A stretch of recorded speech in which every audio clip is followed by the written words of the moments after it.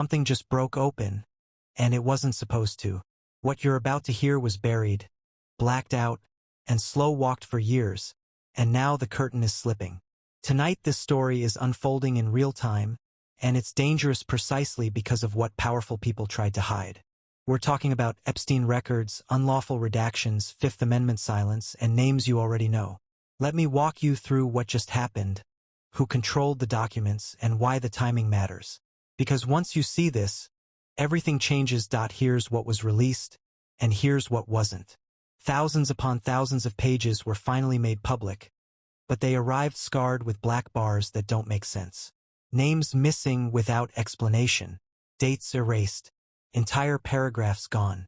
And the critical detail is this: the redactions weren't made by a neutral court clerk or an independent reviewer.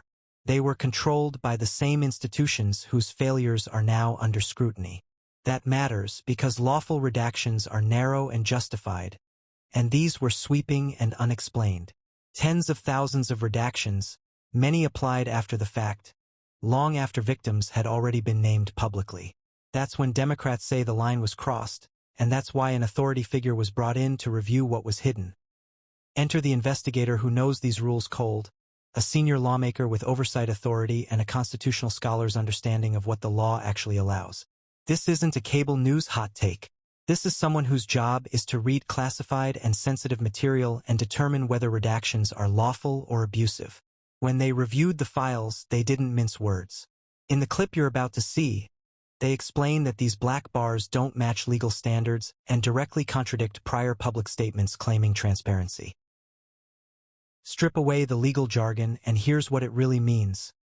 Officials said everything sensitive was properly protected, but the documents tell a different story. Someone hid more than the law allows, and they knew it. Now slow this down because this is where it stops being abstract. These files are not just paper.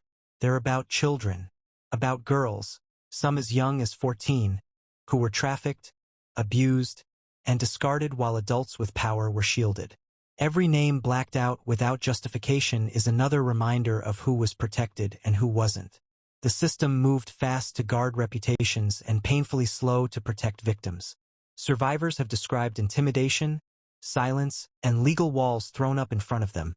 And every unlawful redaction reinforces that message. Stay quiet or be erased. That's not a legal failure. That's a moral collapse. This is where the word cover-up enters the conversation, and not from activists, but from elected officials reviewing the evidence. They're saying this could not have been incompetence. The scale is too large. The timing is too convenient. Redactions expanded as scrutiny increased, not the other way around. When you connect the dots between DOJ decisions, delayed releases, and aggressive blackouts, a pattern emerges. Silence wasn't accidental. It was managed. And when the justice system appears to protect itself instead of the public, the stakes explode beyond one case. This becomes about democracy, accountability, and whether the law applies equally to the powerful. Then comes the silence under oath. Key figures who once spoke freely suddenly invoked the Fifth Amendment when the questions narrowed. Depositions that were expected to clarify instead went dark. Contrast that with earlier cooperation, when exposure seemed unlikely. So ask the obvious question. What changed? The Constitution protects against self-incrimination, but it also signals risk. Silence protects something or someone. And when silence appears exactly where names were blacked out, it doesn't take a conspiracy theorist to see motive. It takes a functioning brain. Zoom out and the pattern widens.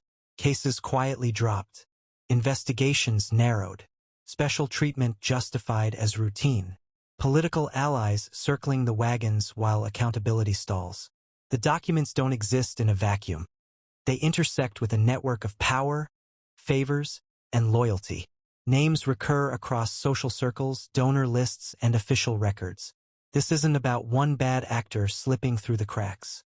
It's about a system that learned how to protect itself, rewarding silence and punishing exposure. That's why Democrats say this is systemic, not isolated, and why the pressure is now public. So here's the story in plain terms. Files were released, but not honestly. Redactions went beyond the law. Victims were sidelined while powerful men were shielded. Silence under oath replaced transparency. And the people who benefited are the same people who insist nothing is wrong. The demand now is simple and unavoidable. Full release of the Epstein files with only victim protective redactions. No more, no less. This isn't finished. It's accelerating. And the louder the silence gets, the closer accountability comes. Thanks for watching. If you are new on my official news YouTube channel, subscribe and also like my video.